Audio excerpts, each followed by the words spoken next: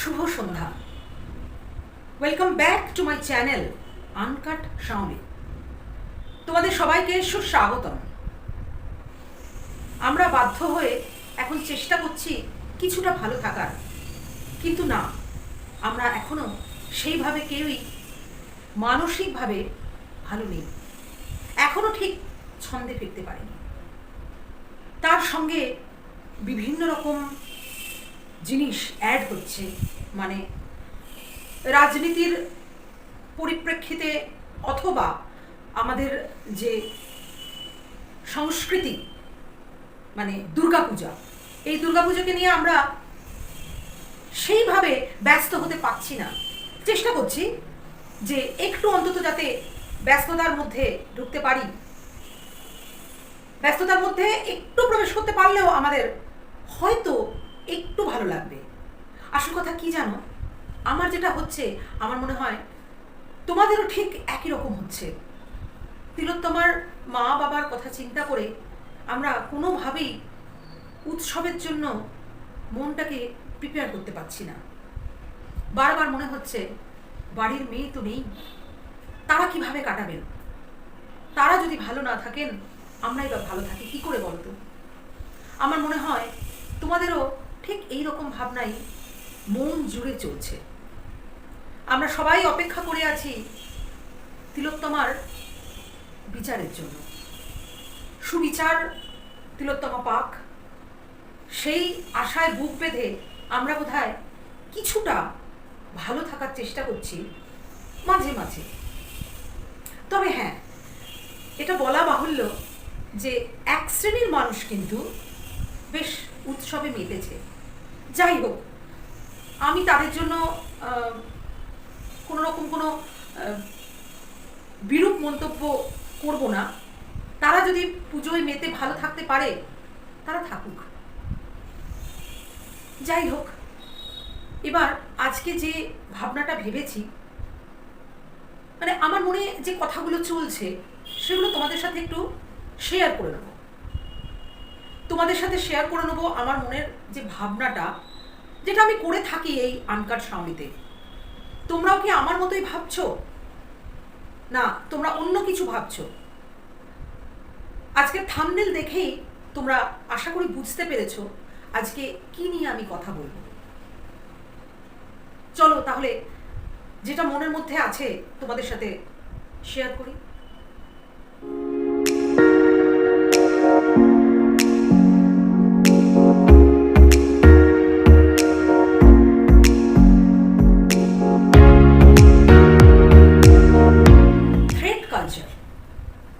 এখন এই কথাটা আমরা বিভিন্ন নিউজ চ্যানেলগুলোতে শুনছি, নিউজ পেপারে পড়ছি, মানুষের মুখে মুখে এই কথাটা ঘুরে বেড়াচ্ছে, থ্রেট কালচার।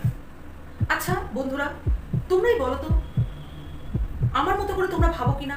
কালচার মানে তো সংস্কৃতি, এবং কালচার যে কথাটা, তার সঙ্গে কিন্তু সবসময় আমাদের একটা পজিটিভ মাইন্ডসেট রয়েছে। কালচার বলতেই আমরা কিছু পুজো অথবা কোনো সেরিমনি এই ধরনের চিন্তা ভাবনাই করে থাকি।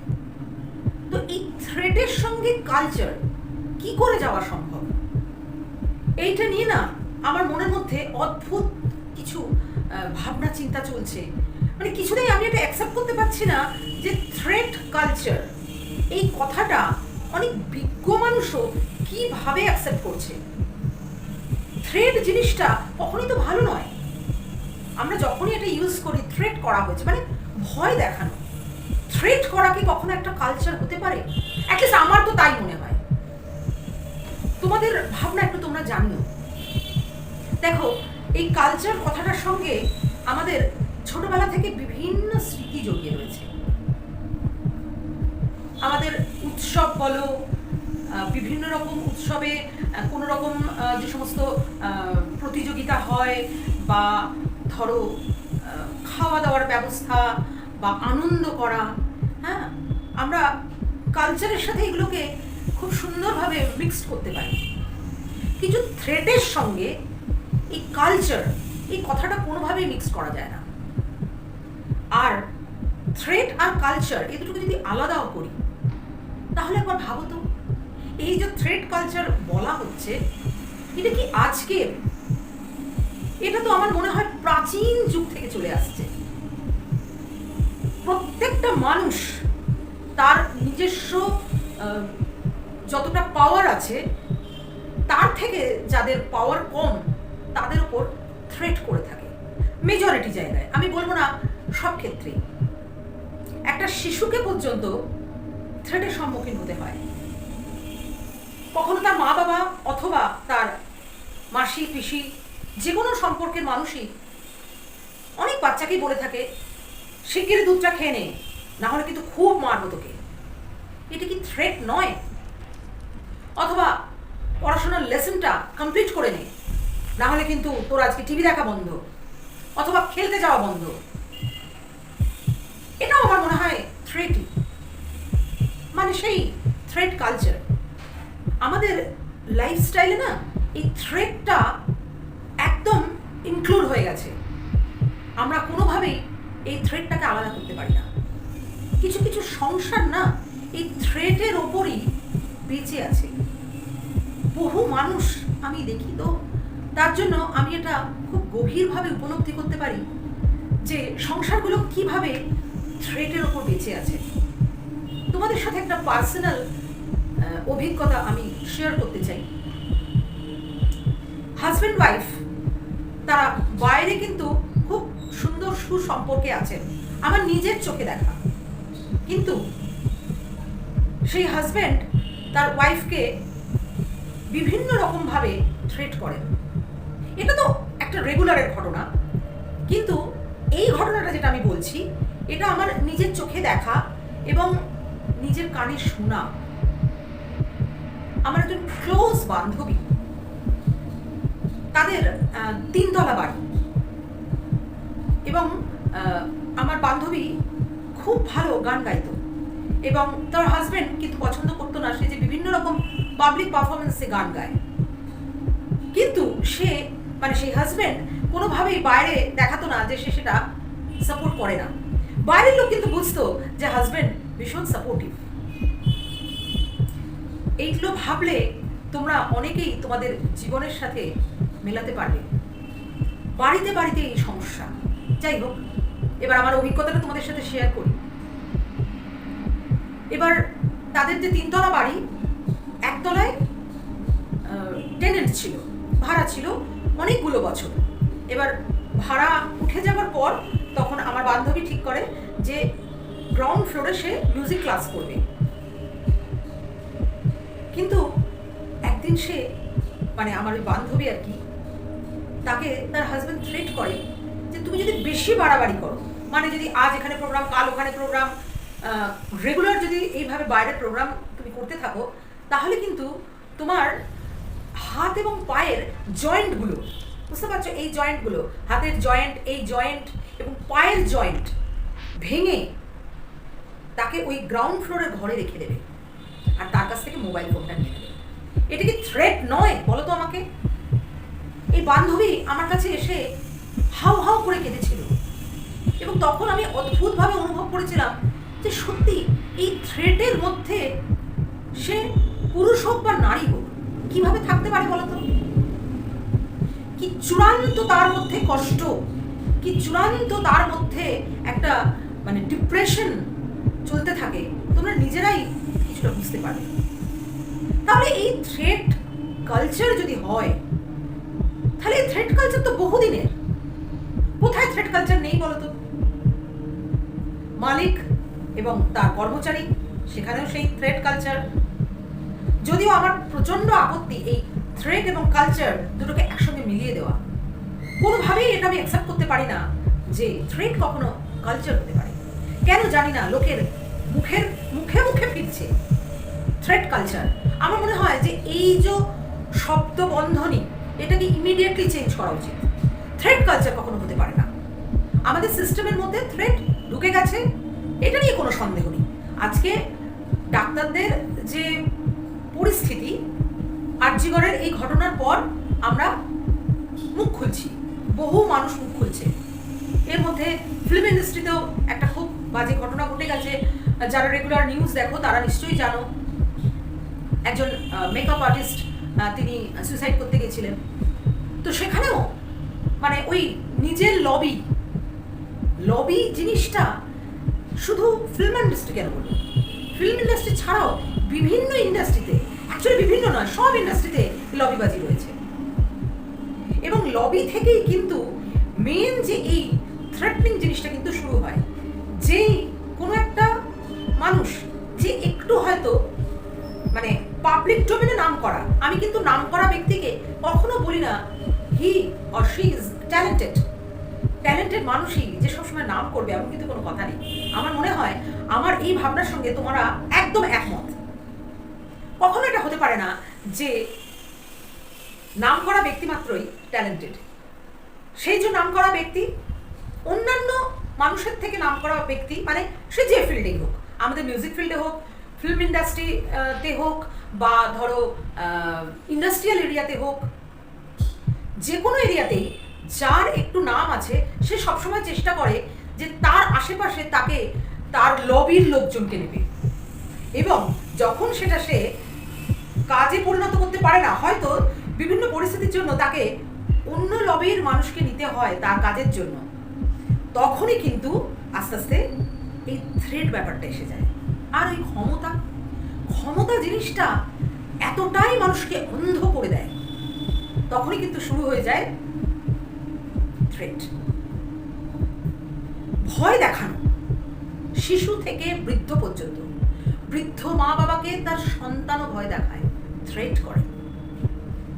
মা বাবার হয়তো 4 ছেলে 2 মেয়ে, মেয়ের প্রতি তাদের সফট কর্নার আছে জানতে পারলে, ছেলেদের থেকে যদি একটু বেশি হয়, তাহলে কিন্তু সেই তার নিজের সন্তানরাও তার বাবা মার কাছে সেই থ্রেট কালচার ইউজ করে।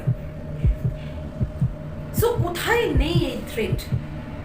কিন্তু থ্রেটের সঙ্গে কালচারটি মেলাতে আমি কোনোভাবেই রাজি নেই। থ্রেটের সঙ্গে কালচার মিলতে পারে না। থ্রেট আমাদের লাইফের মধ্যে ইনক্লুডেড প্রেজেন্ট সিচুয়েশনে।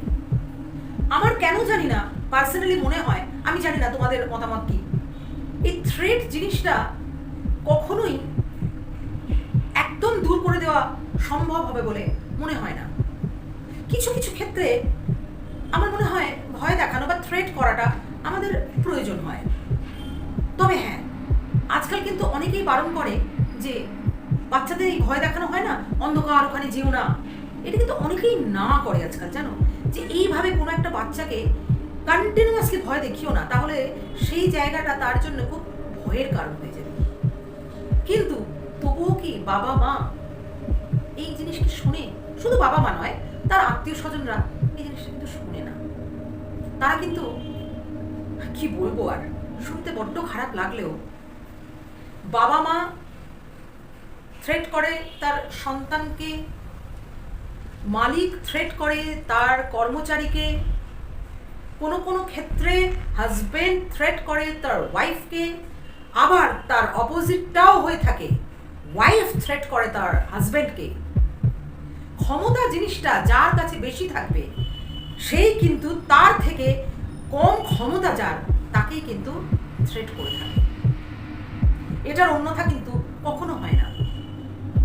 খুব খারাপ লাগে আমাদের, কিন্তু আমরাও বিভিন্ন সময় বিভিন্ন জায়গায় এইরকম থ্রেটের সম্মুখীন হয়েছি।